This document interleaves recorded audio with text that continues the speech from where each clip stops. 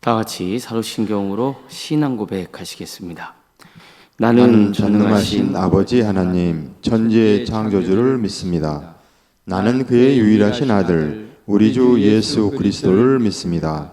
그는 성령으로 잉태되어 동정녀 마리아에게서 나시고 본디오 빌라도에게 고난을 받아 십자가에 못 박혀 죽으시고 장사된 지 사흘 만에 죽은 자 가운데서 다시 살아나셨으며 하늘에 오르시어 전능하신 아버지 하나님 우편에 앉아 계시다가 거기로부터 살아있는 자와 죽은 자를 심판하러 오십니다. 나는 성령을 믿으며 거룩한 공교회와 성도의 교제와 죄를 용서받는 것과 몸의 부활과 영생을 믿습니다. 아멘.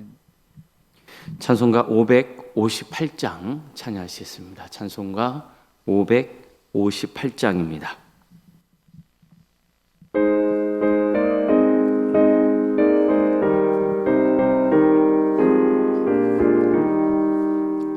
믿어오라 주의 가정 반석 위에 섰으니 비바람이 불어쳐도 흔들리지 않으리. 하나님을 믿는 마음 서로 믿는 마음 얼기서이 하나 되어 믿으면서 살리라. 평화롭다 주의 가정 아늑하다 그 품이 따뜻하고 포근하여 마음 놓고 쉬리라.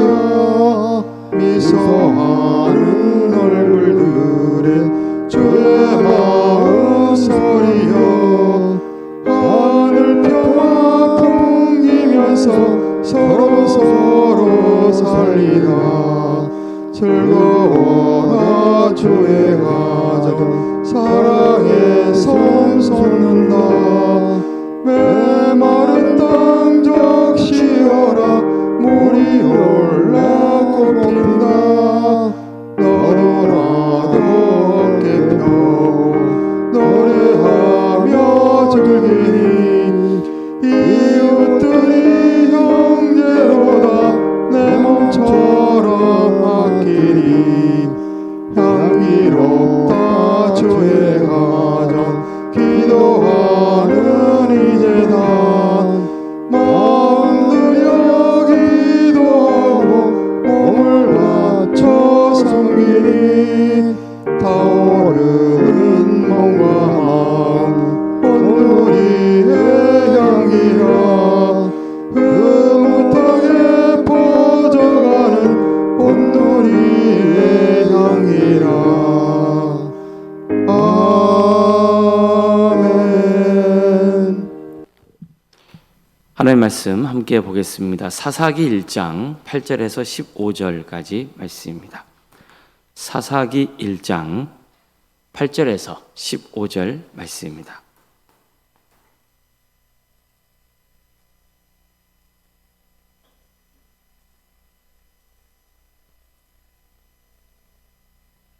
사사기 1장 8절에서 15절까지 말씀을 교독하시겠습니다.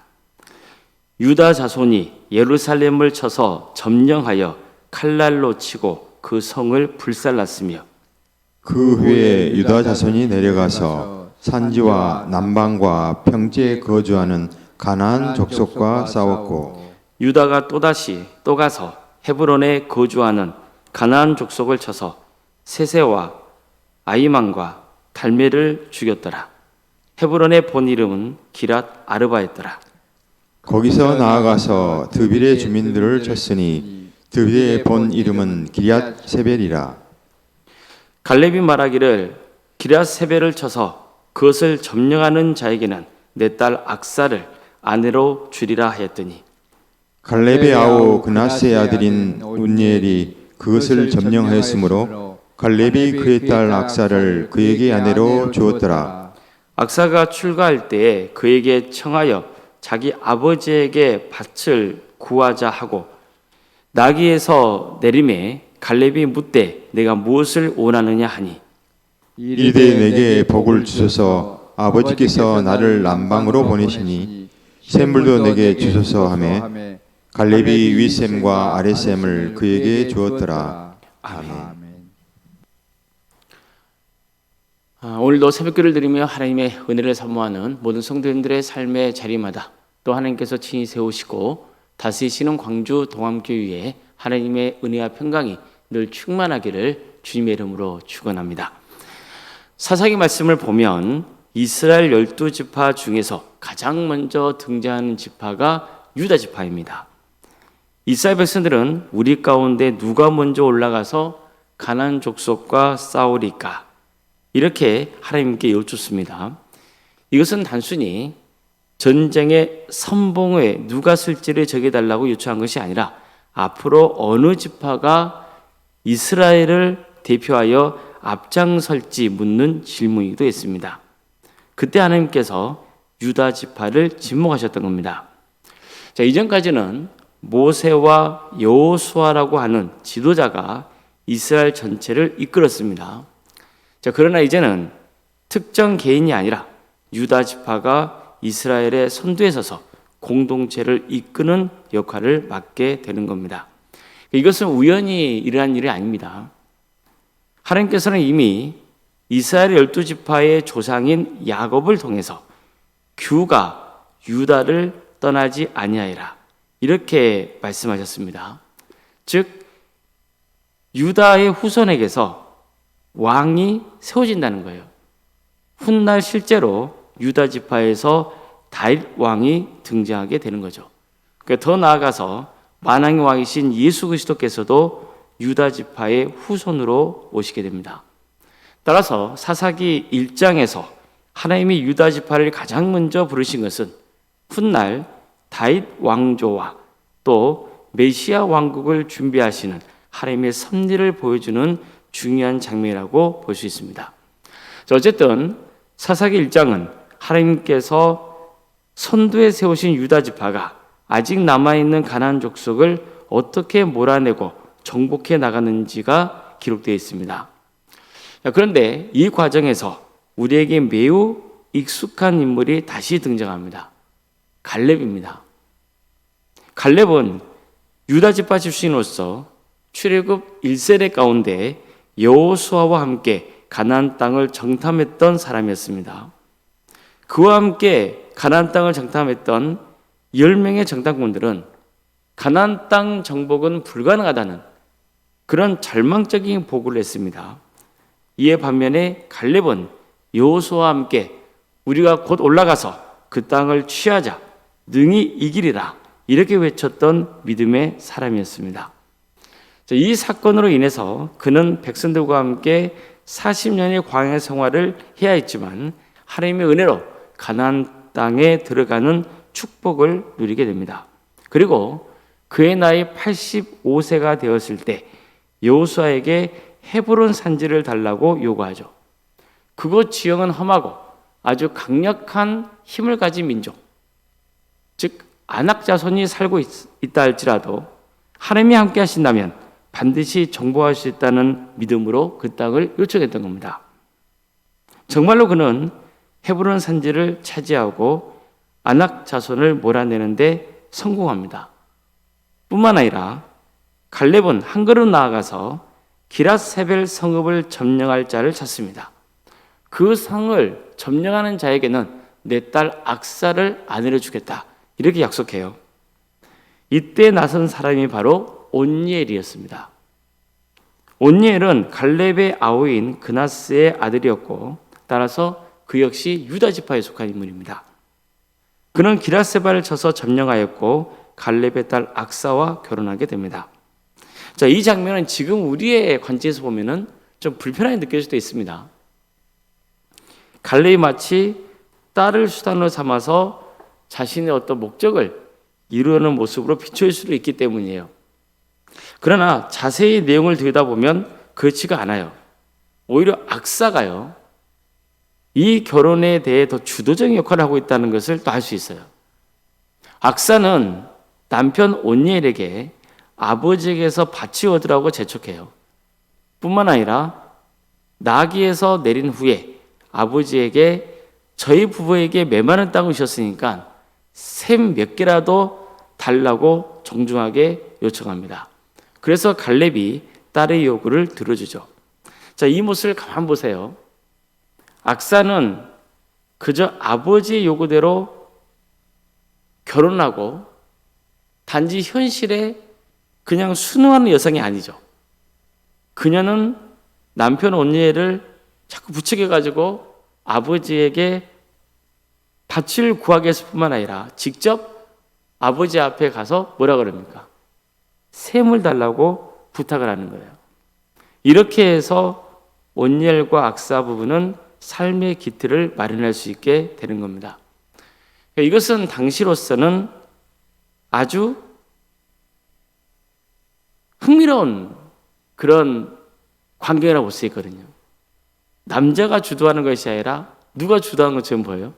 여성인 악사가 주도하는 것처럼 내용이 이끌어져 가고 있는 거예요. 그런데 동시에 이것은요, 아주 이상적인 부부관계를 묘사하고 있기도 합니다.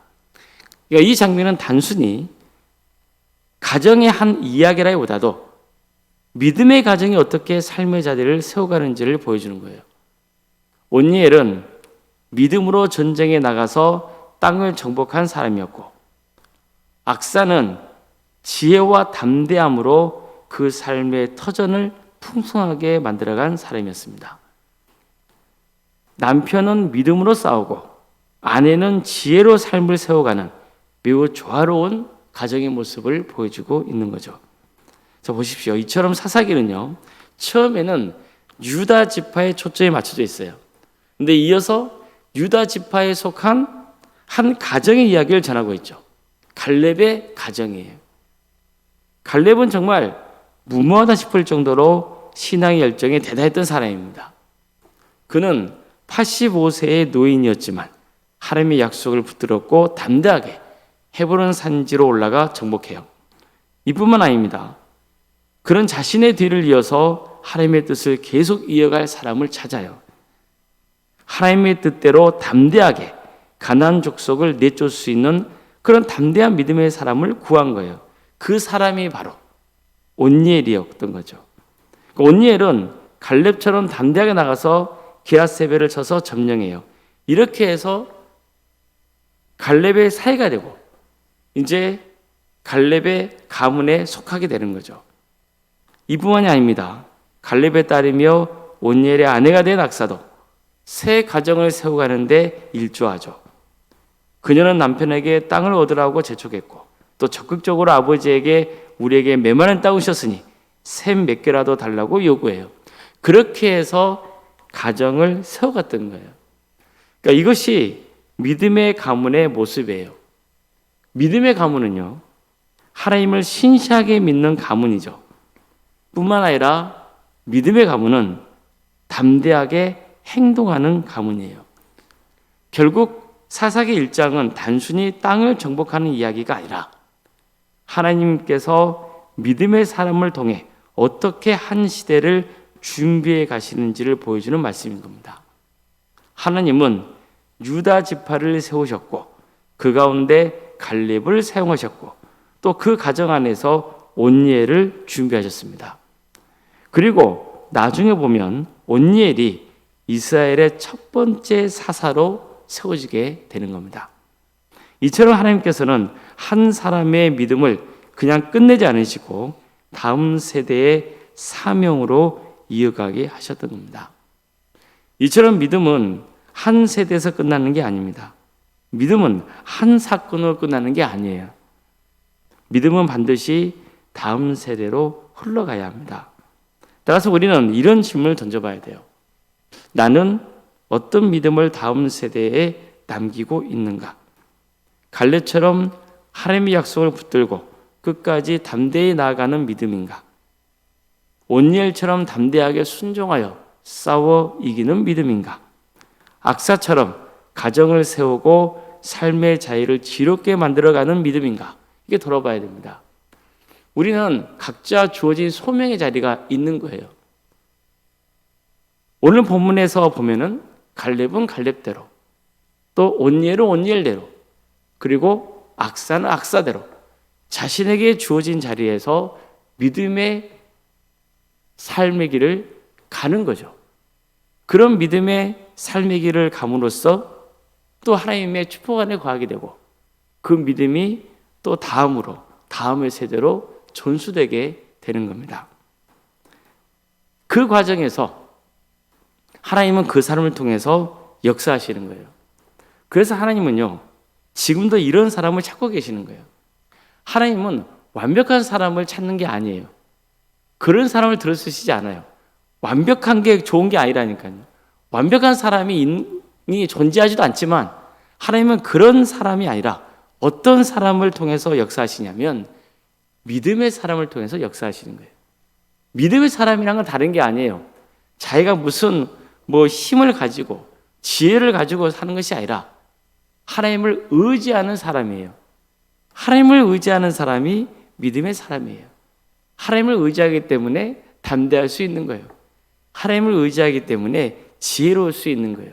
하나님은 그런 사람을 찾고 그런 사람을 통해서 믿음의 가정을 세워가게 하시고 또 대를 이어서 그 믿음이 전수되게 하시는 거예요. 믿음의 사람, 그 믿음의 사람을 통하여서 하나님은 역사하시는 거예요. 우리 가정도 그 믿음의 대를 이어가는 신앙의 명가로 세워지길 바랍니다. 또 우리 광주 도함교회도 우리 다음 세대에게 믿음의 유산을 또 물려줄 수 있기를 바랍니다. 그래서 그들을 통해서 또 하나님의 역사가 이루어지고 그리고 교회가 세워지고 이 나라 민족 가운데 빛과 소금의 사명을 잘 감당하는 그러한 세대가 세워지기를 주님의 이름으로 축복합니다. 기도하시겠습니다.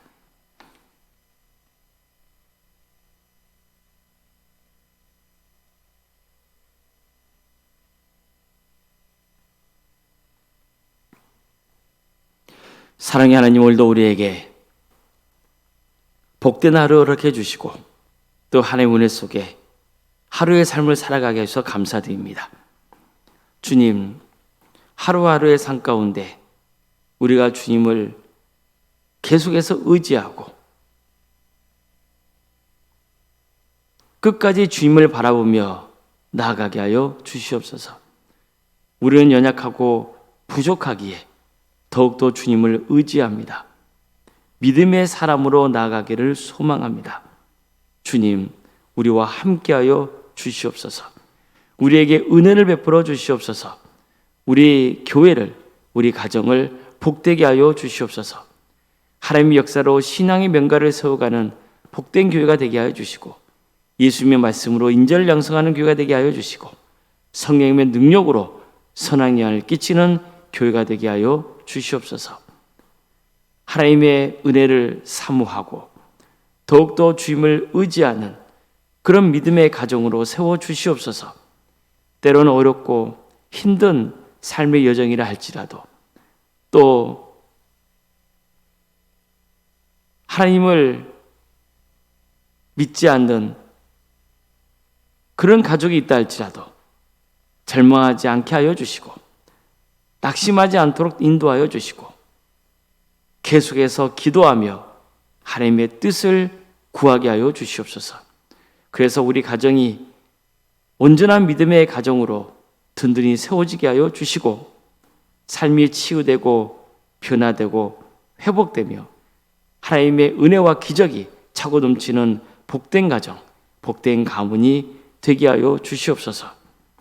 여러 가지 제목을 놓고 주님 앞에 기도하고 있는 성도들이 있습니다. 주님께서 그 기도를 들어주시고 가장 좋은 때에 가장 좋은 곳으로 응답하여 주시옵소서. 주님께서 친히 함께하여 주셔서 우리의 가정을 세워주시고 믿음의 사람들이 차고 넘치는 역사 있게 하여 주시옵소서. 객제가 나와 있는 우리 자녀들이 있습니다. 우리 성도들이 있습니다. 어디에 있든지 그대의 삶을 지켜주시고 선하게 인도하여 주시옵소서. 생육과 번성의 축복이 차고 넘치는 복된 가정이 되게 하여 주시고 또 은혜주의 출산을 잘 마치게 하여 주시고 출산한 가정에도 함께 하여 주셔서 자녀를 양육할 수 있는 담대한 믿음을 허락하여 주시옵소서. 대학 진학을 놓고 준비 중에 있는 우리 자녀들이 있습니다. 또 취업을 위해서 준비 중에 있는 성들도 있습니다. 도와주시고 함께하여 주시옵소서. 또 승진을 놓고 기도 중에 있고 준비하고 있는 성들도 있사오니 주님께서 함께하여 주시옵소서. 우리 성들의 직장과 사업장을 지켜주시고 그 귀한 기업을 통하여서 하나님의 영광이 드러나게 하여 주시옵소서. 우리 성도들 어느 자리에 있건 빛과 소금의 사명을 잘 감당하게 하여 주시고 모든 것이 선하신 하나님의 섭리 가운데 있음을 또 하나님께서는 합력하여 선을 이루어 가시는 그런 분이신 것을 믿고 계속해서 담대하게 주어진 자리에서 충성을 다하게 하여 주시옵소서. 다음 세대를 위해서 기도합니다. 유치와 동무, 중고등부, 청년부리까지 주님께서 친히 함께하여 주시옵소서. 주님께서 친히 역사하여 주시옵소서. 이 다음 세대에게 말씀의 씨앗이 풍성하게 뿌려지게 하여 주시고 이들을 통하여서 하나님의 뜻이 이루어지게 하여 주시옵소서. 특별히 여름 사역을 진행 중에 있사오니 주님께서 준비하는 교육자와 선생님들에게 지혜를 주시고 이 과정을 통하여서 우리 다음 세대들이 신앙이 자라게 하여 주시고 또 새로운 자들이 하나님을 인격적으로 만나는 귀한 역사가 있게 하여 주시옵소서. 전하신 주님, 우리 교회에 여러 부서가 있습니다.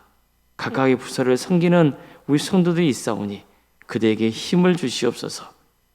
하나님께서 풍성하신 은혜를 차고 넘치게 부어 주시옵소서.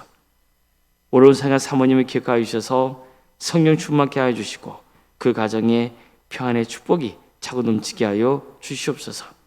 오늘 저녁에는 수요일 밤 예배로 모이게 됩니다.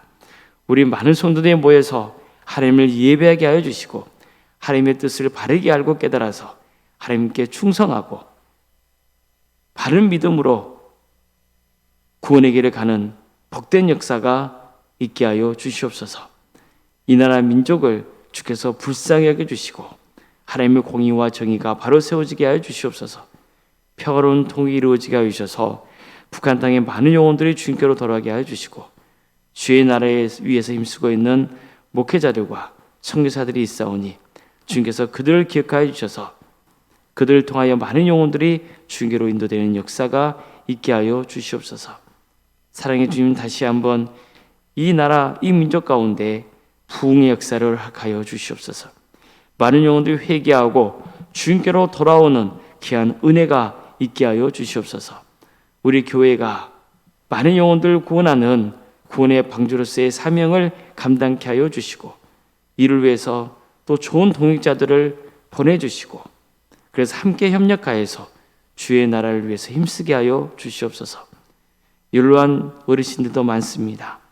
주님께서 함께하여 주셔서 건강을 지켜주시고 더욱더 신앙의 넓이와 깊이가 더해가는 복된 역사가 있게 하여 주시옵소서. 모든 걸 주님께 의지하오며 살아계신 예수님의 이름으로 기도드리옵나이다. 아멘.